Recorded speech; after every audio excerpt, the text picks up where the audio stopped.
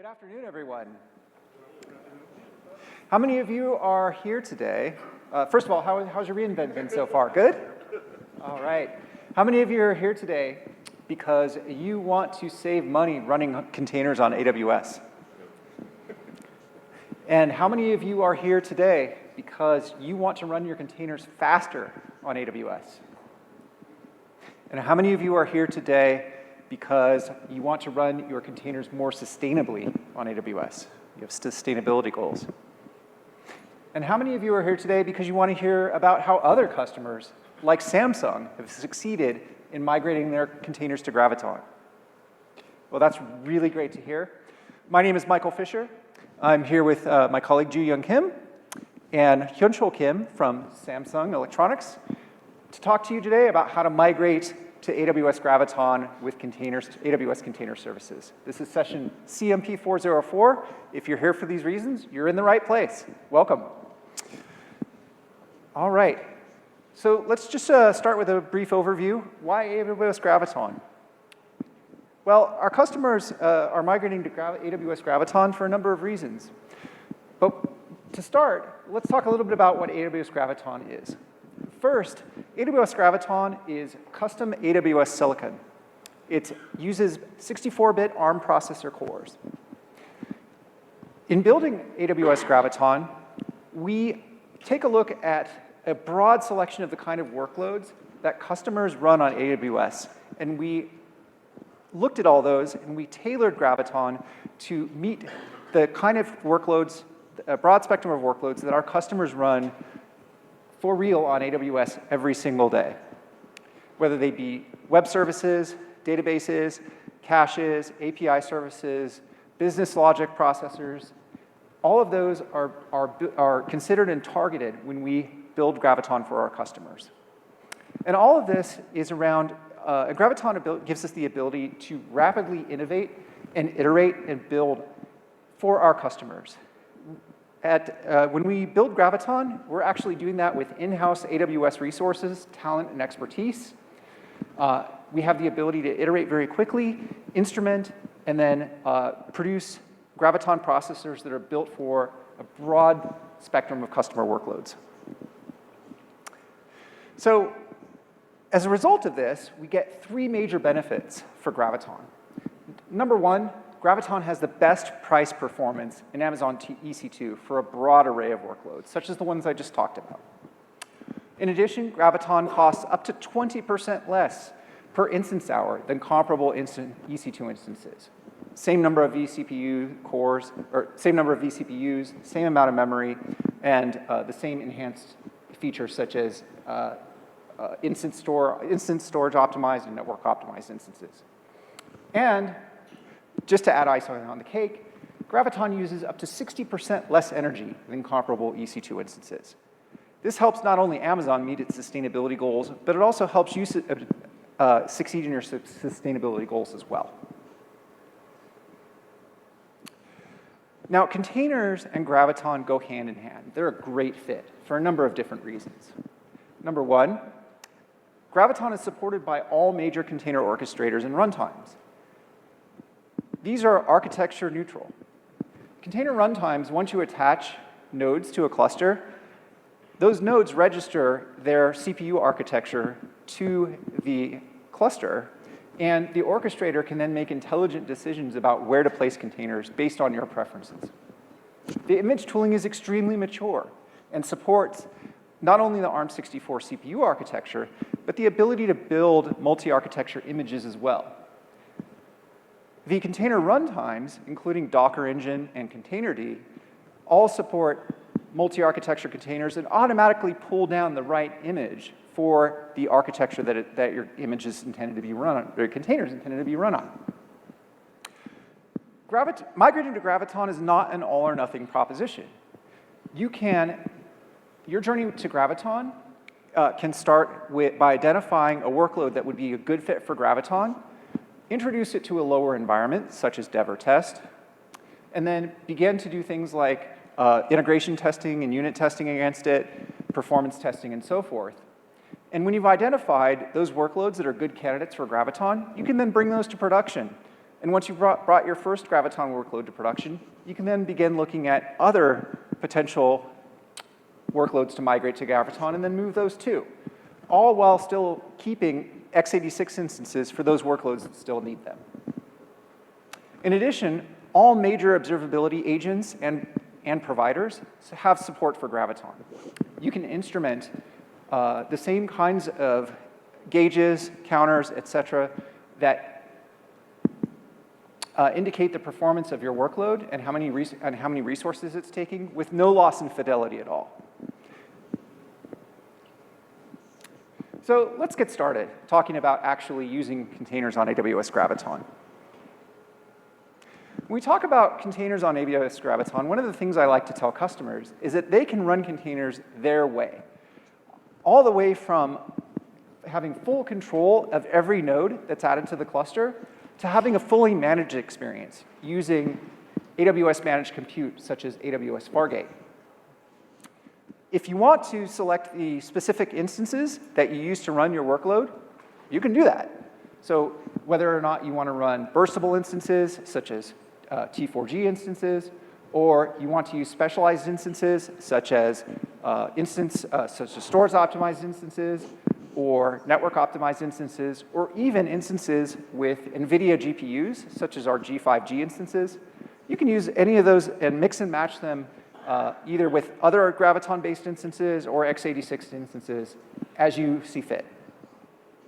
On the other hand, if you don't want to actually manage your own compute, you don't want to do things like manage AMIs, manage patches, handle things like vacating tasks or pods away from hardware that's about to go under maintenance, you can use AWS Fargate instead and run your tasks there using Amazon ECS. If you choose to use Fargate, your responsibility shifts to the right, and AWS takes on more of that responsibility. So for example, everything up to and including the container runtime is managed by AWS. All you have to worry about as a customer is the integrity and performance of your container image itself. Finally, AWS Lambda supports container images and can run on on Graviton as well. All you have to do is choose to run your Lambda function on the on the ARM64 architecture, choose the amount of memory to allocate to your function, and then just run it.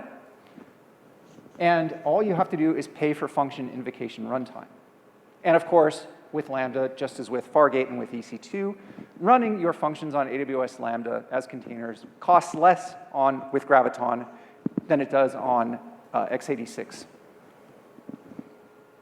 We have a broad variety of Graviton instances for every workload. Whether they be general purpose, compute optimized, memory optimized, storage optimized, or accelerated with GPUs, we have those available. And we now have those in, we went from Graviton A1 instances, which we don't talk about too much, but we're now on our 4th generation of Graviton. How many of you heard about Graviton 4 this week? We're super excited about Graviton 4. We couldn't get it onto the table in time because it hadn't been announced yet, but we're very excited about Graviton 4 being up to 30% faster even than Graviton 3. Now, running containers on Graviton really is as easy as 1, 2, 3. Step 1, build your container image. And that can either be Graviton specific or it can be a multi-architecture image. Step 2, provision the compute. Figure out what compute you want to run your containers on, attach it to your cluster via, for example, ECS capacity provider or with cluster autoscaler or as managed node group with EKS. And then deploy your application as usual. Other than potentially the image, and maybe not even then, that's really all you need to do. And in fact, it's even easier today. You can start with your container image, deploy your application, and now you no longer need to provision compute in advance. The orchestrator can bring it to you. Either you can run serverless or fully managed compute like with Fargate, or you can you take advantage of the new functionality in ECS, such as EC2 capacity providers, Or if you're running EKS, you can use Cluster Autoscaler, or even better, Carpenter, to arrange for the capacity to be delivered and brought online just in time. So the orchestrators are able to look at pending pods or tasks and then automatically start and attach the right compute to your cluster automatically. So let's start with part one, which is building container images. Building container images natively on Graviton is exactly identical to building container images natively on x86. You can build your container image using Graviton-based EC2 instances. You can use AWS Code Build, which offers ARM64-based or Graviton-based environments as runners. Or if you have a Mac with Apple Silicon, you can build your container image right on your Mac with Apple Silicon, push it to your registry, and then be able to use that on Graviton, just as you would with an x86-based image. Alternatively, if you don't have access to either a Graviton builder or an ARM64-based laptop or desktop environment, you can perform an emulated build instead. With an emulated build, you build your image on an x86 host, but you produce an image that is built for the ARM64 compute architecture. This uses BuildKit, which is otherwise known as Docker BuildX.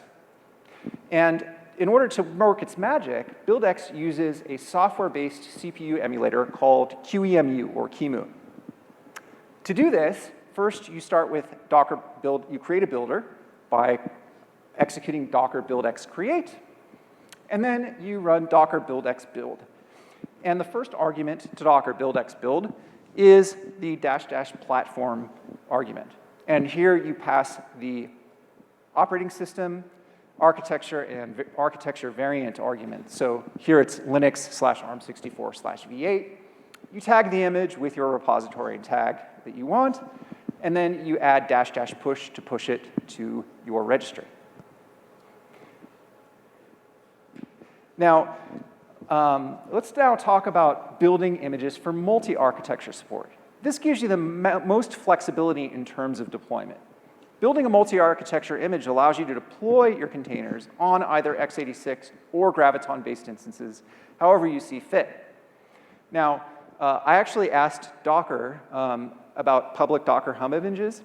Did you know that over 60% of the top 1,000 images for Docker that are on Docker Hub are already multi-architecture supported? That's very similar. We have very similar data for public ECR, or ECR public as well. So when you're actually declaring a base image in your Docker file, for example, from, let's say, nginx:/stable, you're already pulling a multi-architecture capable image. And that's for pretty much any base OS image, popular base OS image that there is. So by doing so, you're doing exactly what these publishers are doing. The overall procedure is fairly straightforward. In parallel, you build natively in the build stage. Those parallel actions are to build for x86 and to build for ARM64, and then push each of those images to your container registry. Once those architecture-specific images have been built, then you produce a multi-architecture manifest, or index, and you push that to the registry as well. It's the index that you actually refer to in your task definition or your pod spec, but the container runtime will automatically pull the correct bits that correspond to the CPU architecture. You can actually do this in one step with Docker BuildX or BuildKit. As before, you create a builder instance using Docker BuildX create, and then you run Docker BuildX build, and you pass it not just one platform, but a list of platforms. In this case, in this example, we're using both the Linux/ARM64/V8 platform and the Linux/AMD64 platform. Tag it as you would any other image with the registry and tag, and push it. And then what will happen is BuildKit will build these two architecture-specific images in parallel on your local build workstation or your build environment. And it will use native build for whatever the native CPU architecture of your build instance is, and it will use software emulation for the other one. And it'll push it in one step. Now, I don't necessarily recommend doing this for production CI/CD workloads because software emulation is much, much slower than building images natively, up to 20 times slower. So if you're going to build an image and use emulation, you probably only want to do it if all you're doing in your Docker file is copying files from your build environment, your local build environment, into the container that it's building. If you're doing things like building, I don't know, Chromium from scratch, you probably don't want to do that with emulation because it could take days. Instead, you really want to do any container builds that involve lots of compilation natively instead of in an emulated way. To build multi-architecture images natively, these are the commands you would run. On both the ARM64 and x86 instances, you would run docker build, give it the tag, and then push to the registry. And you do that in parallel. Now, you'll note here that the tags that I'm supplying in these examples include an architecture suffix. And that's because the index builder in the third step, which is docker manifest create, needs names of architecture-specific image tags in order to build the index or multi-architecture manifest that stitches those together. So in the third step, you're running docker manifest create, and the first argument you're giving is the architecture neutral tag and registry. And then every argument after that is the architecture-specific tag. So you're seeing here docker manifest create, myapp:/test, and then the two images that are being added to that are test ARM64 and test x86. And then after that, you're running docker manifest push. So what that looks like from a diagram perspective is basically a hierarchy or a tree, where the multi-architecture manifest or image on the left points to the manifests of the image for the ARM64 and x86 CPU architectures, which in turn point to the image layer blobs that are actually stored in the registry itself. All major container registries support this. This is part of the Open Container Image Specification. So ECR, ECR Public, Docker Hub, Artifactory, all of these support multi-architecture images.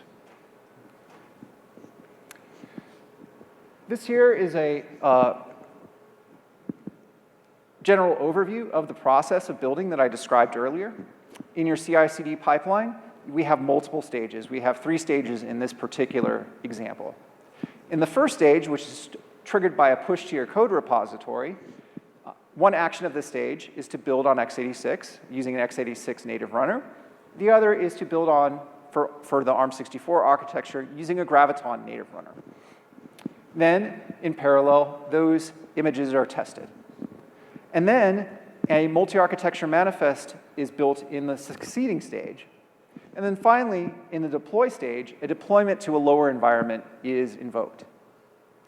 Now, of course, you don't want to stop there. You want to then test and deploy, potentially using gated stages, to deploy to successively higher environments until you're satisfied that the multi-architecture image is ready to be deployed into production, in which case you can add additional stages to perform those deployments as well. There's broad DevOps ecosystem support, both for managing the CI/CD pipeline and the actual runners. If you want a fully managed CI/CD experience, you can use AWS Code Pipeline with AWS Code Build. You can use Circle CI, Cirrus CI, or Travis CI. All of these supply native runners for the ARM64 architecture. If you prefer a hybrid approach where the actual execution engine is hosted, but the runners are self-managed, you can use GitHub, GitLab, or BuildKite. And then finally, if you want a fully self-managed experience, you can use Jenkins and similar solutions as well. Now with that, I will turn to my colleague, Ju-Young Kim, to talk about how to use Amazon ECS and EKS to run your Graviton containers. Thanks, Ju-Young. Yeah, awesome. Thanks, Michael, for insightful presentation on the advantages of Graviton and process of building Graviton container images. So once all container images and multi-arc manifest has been built, it's time to deploy these container images into your container orchestrator. And all major runtime and container orchestration tools can work seamlessly with AWS Graviton, and this includes ECS, EKS, and Docker Swarm as well. So let's talk about using Graviton with Amazon ECS first. With ECS, the control plane is architecture independent. Therefore, both x86 and Graviton computing resources can join a cluster. If you are running your containers on Fargate, which is a serverless container computing engine, then using Graviton becomes more easy. You can make this by configuring runtime platform's CPU architecture to ARM64 in your ECS task definition. At AWS, we highly recommend using Fargate because Fargate releases operational overhead by shifting undifferentiated operational tasks to AWS and makes it easy to use Graviton with less additional configuration. In ECS EC2, you can schedule your ECS task on Graviton instance via placement constraint and capacity provider strategies. And task placement constraint is a rule for selecting EC2 instances which are capable of running specific ECS tasks. And capacity provider provides computing resources. So for example, Graviton instance can be configured in the capacity provider, and ECS task, which is intended for routing to the Graviton, can be sitting on that EC2 instance or auto-scaling group. So if you are running your ECS task on Fargate, all you have to do is set requires compatibility to Fargate and runtime platform's architecture to ARM64. There is no need to task placement constraint or capacity provider as well. So the ease of setting up Fargate with Graviton lies in this simplicity. So builders can only concentrate on building their container images compatible with architecture. So let's take a look at here ECS task definition for EC2 with placement constraint. So since containerized applications are most likely architecture dependent, so we made it a configuration that explicitly routes ECS task to the Graviton instance. And in here, we set the placement constraint with member of type that place ECS task to the instance, which satisfies this expression.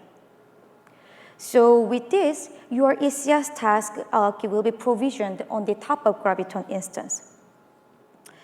To sum it up, by preparing your Graviton instance with ECS capacity provider and deploying ECS task with this placement constraint, then your ECS task will be provisioned on Graviton instance.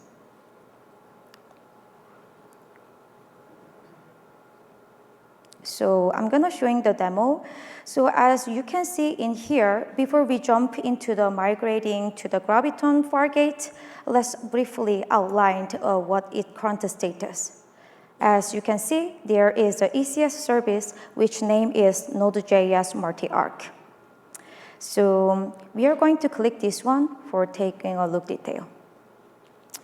Since this ECS service is sitting behind the load balancer, so I will connect via load balancer's DNS endpoint.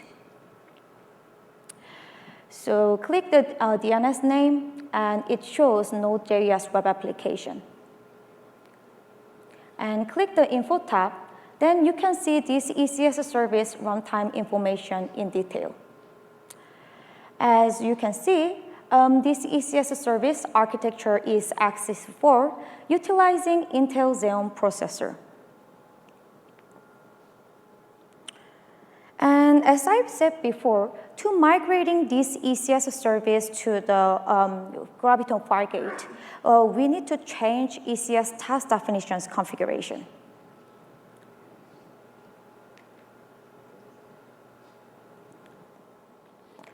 Currently, this ECS service leverages first version of task definition, which name is Node.js multi-arc task. To make the necessary change, navigate to the task definition console and select the relevant task definition and click the Create New Revision button. Leaving other settings as they are, but we are going to change the ECS task operating system from x86 to ARM64.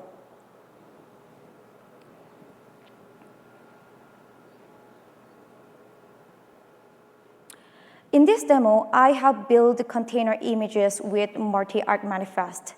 So this manifest acts as a router that directs container orchestration to the appropriate container image for either ARM64 or AMD64 architecture during the deployment stage.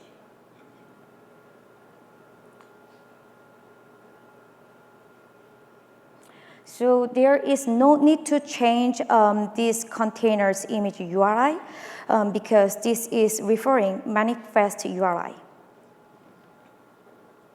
So finishing all the configuration, let's create new ECS task definition. Head back to the ECS cluster and then select the ECS service and proceed with the update.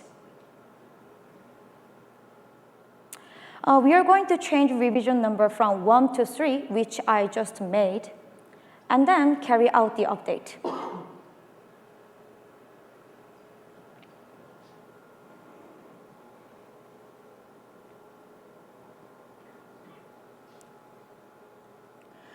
And we can check ECS task deployment status in this task tab. But also, you can capture a relevant event in the deployment tab as well. So as you can see in here, through a rolling deployment, our new ECS task will be sitting on the Graviton Fargate.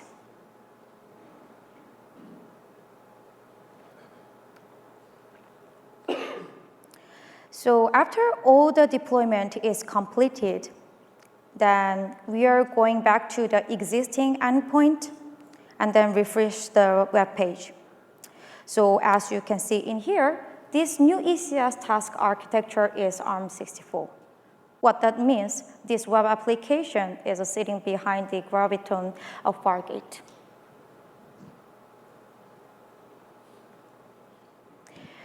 All right, then let's talk about using EKS then. With EKS, control plane is also architecture independent, so both x86 and Graviton node can join a cluster. If you want to route a specific path to the Graviton instance, then you can easily do that via node selector or node affinity, which I'll show you on the later slide. And the Carpenter, which is one of the AWS open source projects that provides efficient and scalable way to manage Kubernetes cluster auto-scaling and can provision node just in time. Carpenter is architecture aware and immediately provision Graviton node that closely fit with paths if additional node is necessary in your EKS cluster. So unlike cluster autoscaler, Carpenter take advantages of AWS EC2 technology in order to launch container quickly and really parallelly, concurrently, and often in just the 30 seconds or less. And of course, cluster autoscaler is also feasible scaling Graviton node growth. So if all node growth in your EKS cluster are Graviton, then you don't have to specify node selector or node affinity. But if you build your container workload with multi-arc for the flexibility, then you may need one of them in the spec YAML file or deployment spec template. So as you can see in here, node selector is quite simple, but a little bit historical and less prepared compared with node affinity because it only supports equality-based label queries. So by node affinity, which is an expansion of node selector, then you can route a pod to a Graviton instance with advanced queries and flexibility. And this node affinity rule means that this pod will be scheduled on the EC2 instance that's architecture has ARM64.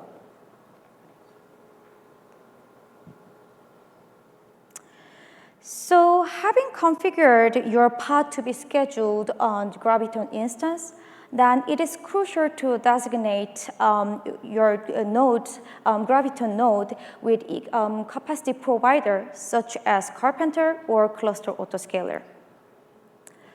And Carpenter simplifies autoscaling process with abstracting away underlying complexity. And Carpenter provides straightforward way for users to define and update their autoscaling policy by using node pool. Just for your information, this has been called as a provisioner until recently. So when you take a look into the node pool YAML file in the screen, then we will see the requirement that constrain the node to be provisioned. And these requirements are combined with node affinities rules as seen in the previous slide. So as you can see in here, we are going to provision both ARM64 and AMD64 container instance with this requirement for the flexibility. But if you only want to provision Graviton instance in this EKS cluster, then you can specify only ARM64 rather than using both. And then taking a look at the second requirement, as you can see, it requires its generation greater than 4. So with this, we can expect Carpenter will provision or preparing the instance which its generation is greater than 4. The last thing, but not least, Carpenter always figuring out the lowest price of nodes that closely fit with pod's requirements. So by using Carpenter, you can achieve both operational excellence and the cost optimization as well.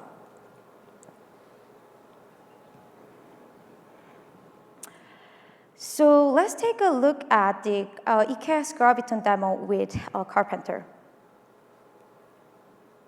So in here, I've prepared two YAML files. One is for Carpenter node pool, and the other one is deployment YAML file that we are going to use for deploying the containerized application. And additionally, in the terminal window below, I've got the EKS node viewer running. So this tool provides the visibility for dynamic node usage in your EKS cluster. So click the node pool YAML file, and then scrolling down a little bit, then you can see the requirements section in here. In here, we can observe both ARM64 and AMD64 architecture is included. So with this, Carpenter will examine the node affinity or node selector of each new pod to see whether there is a specific CPU architecture's requirement. And then you can see the second requirement that it requires with its instance generation greater than 4. So, therefore, Carpenter will provision Graviton instance with its instance generation greater than 4 if one is needed to deploying and feeding the pending status pod. And then turning to the deployment YAML file for the containerized application, then it explicitly said this pod will be placed on the ARM64 container instance. And note that this container image both support x64 and Graviton.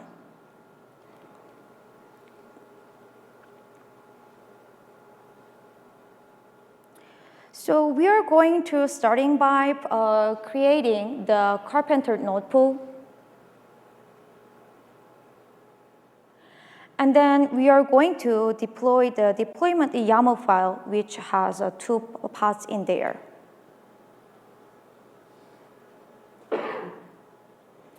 And also, we are going to use kubectl get pod for checking the 2 pods current status. As you can see, 2 pod status is pending, and you can observe same thing in the EKS node viewer below.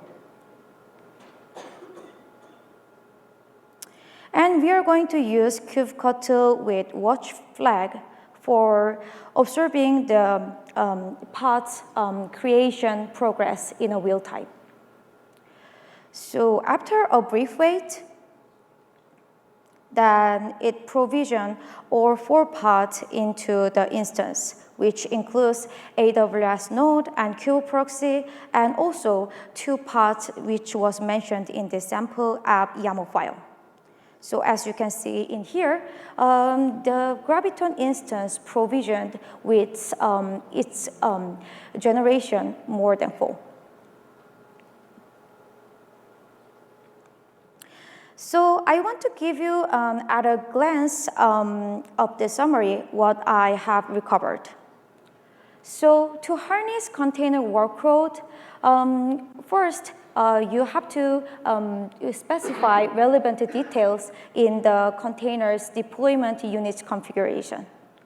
So in ECS, this will be the ECS task definition, and EKS, this will be pod YAML file or deployment YAML file. And then specify Graviton instance into the capacity provider.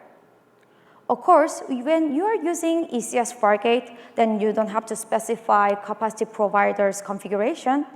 But in terms of ECS EC2, you have to prepare Graviton instance in ECS capacity provider. And in EKS, this will be the Carpenter or cluster autoscaler. So through these steps, your containerized application will be sitting on the Graviton computing resources. So with that, I'd like to hand it over my stage with Hyun-Chul Kim to talk about Samsung Electronics TV Plus AWS Graviton journey.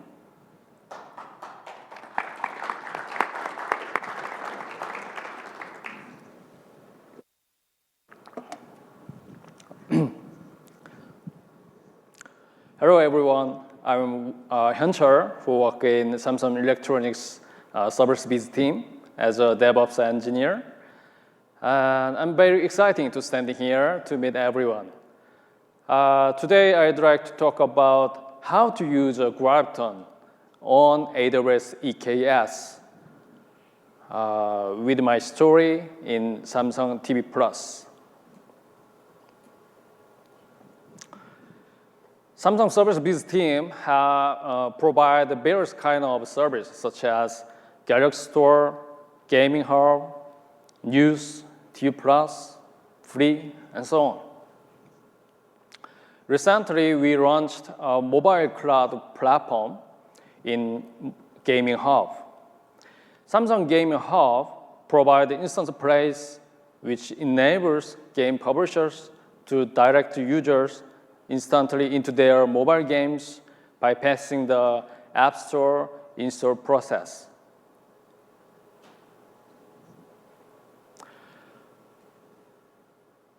I'd like to talk about Samsung TV Plus because my journey began in this service.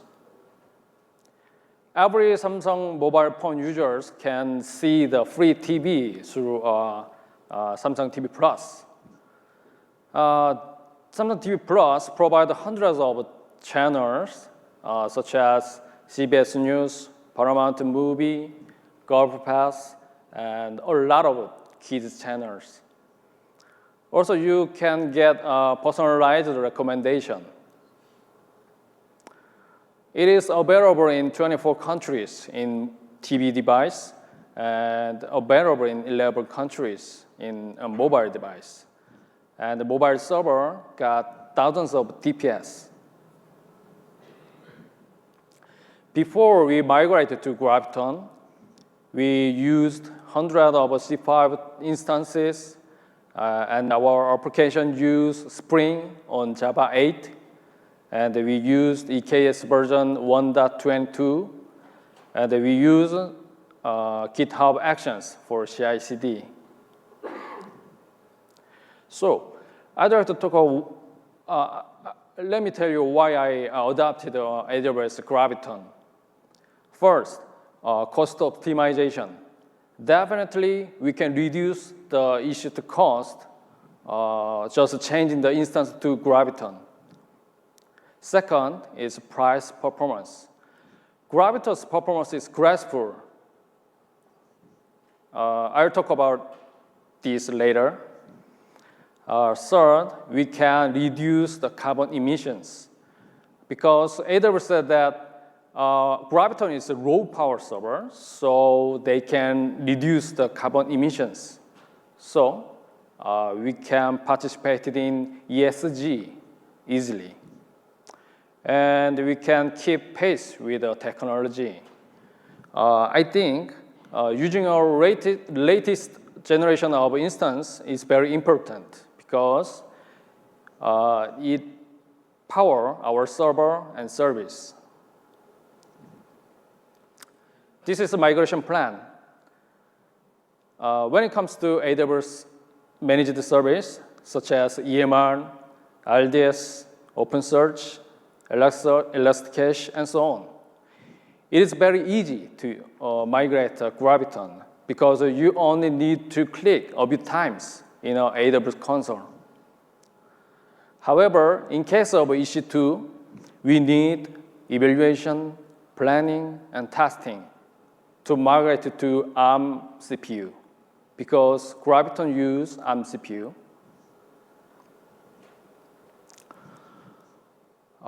My journey to Graviton have these 3 stages. In a validation stage, we will check whether our installed software into EC2 is compatible with ARM CPU or not. And then we will build a multi-platform Docker image.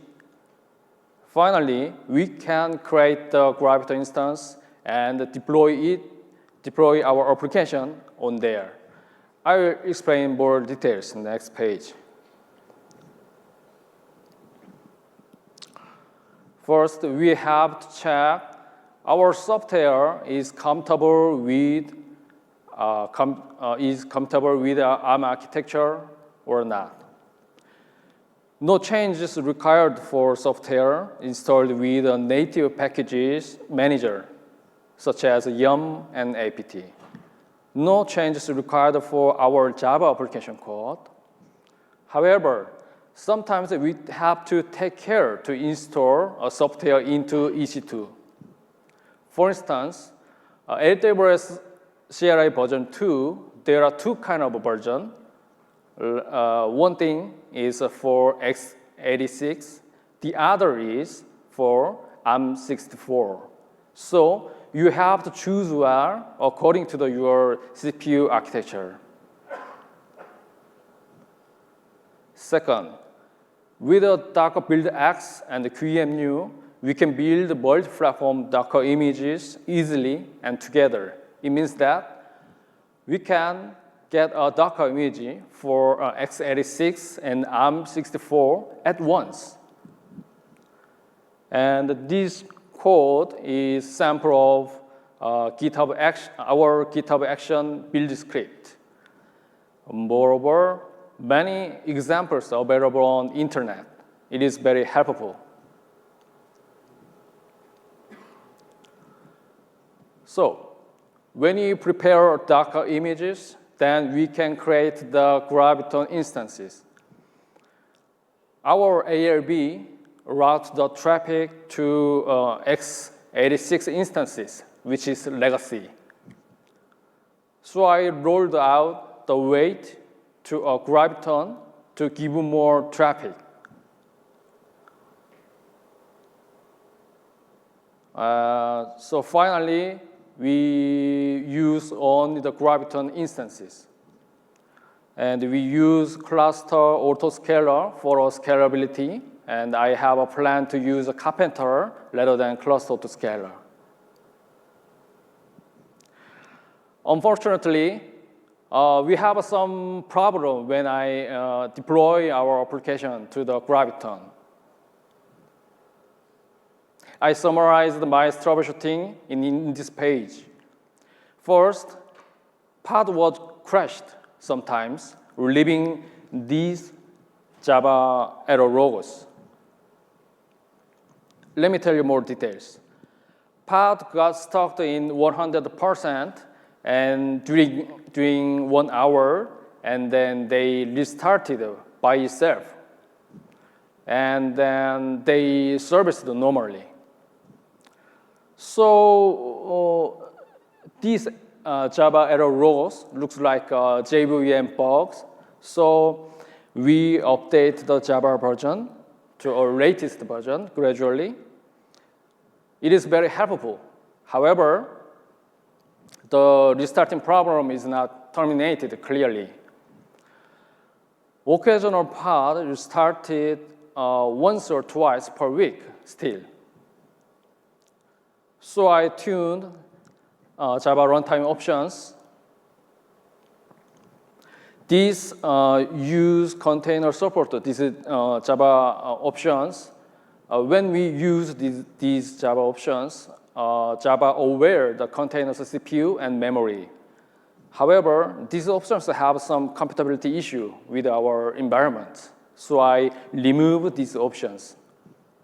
And I updated all of the dependencies related with our application, such as Spring dependencies and Datadog agent. Finally, we can resolve this restarting problem. And there is some bug report in Java about ARM architecture in a Java official website. So I recommend you keep latest Java version. And I think Java 17 is better than Java 8 to use ARM architecture, such as Graviton. I got impressive result from a Graviton instance.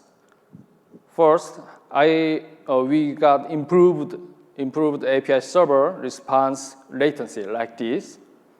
This is our Datadog metrics. It is very impressive because we didn't expect this improvement of API server response. Second is absolutely we can reduce the issue to cost than before. US West 2 region, C7G 2x large is less expensive than C5.2x large. And this saving percentage is different depending on region and the issued class. Now I'm changing the instance in a Eureka system to Graviton. Eureka system is ML-based engine for our recommendation for our content. Eureka system provides various kind of API, such as curation, personalization, and recommendation to Samsung Gaming Hub, and so on. And Eureka system consists of API instance and ML instances. So I focus on API instances. And Eureka application use Node.js rather than Java. And I never got any problem so far, so I can visit Las Vegas and standing here without troubleshooting. Recently, Samsung renamed the game launcher to a gaming hub in release of One UI 6.0. Okay, so my story is ended in here. Thanks for listening. Thank you. Thank you very much, Hyunchol. So as you can see, Graviton for many of our customers, including Samsung Electronics, is a straightforward migration that frequently involves no changes in code whatsoever, just building multi-architecture or Graviton-specific images, deploying, testing, and occasionally finding some issues that may just require an update to your runtime, an update to a library, or something that just may need a minor configuration adjustment. This is the experience of many customers who migrate to Graviton every day who I speak to. Now, again, if you're running a byte-compiled application like Java or .NET Core, or an application written in a pure scripting language like Node.js, which is the most common language for containerized applications running on AWS, or Python, Ruby, PHP, all of those run and are available, have available runtimes for Graviton that are optimized today. On this slide, I provide a few QR codes that you're welcome to scan with your camera that take you through some blogs and how-to articles that you can explore to help you dive deeper into how to migrate and build containers for Graviton and deploy them. I'll leave this up for just a moment for you to take that.